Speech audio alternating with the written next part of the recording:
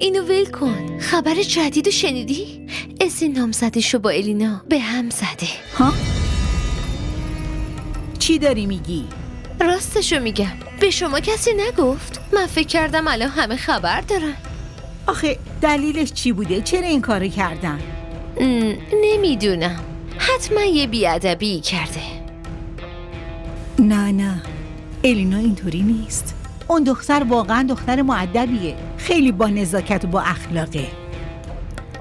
مامان به نظر شما همه دخترای دنیا مؤدب و نجیب و فرشته هستن بجز دختر خودتون.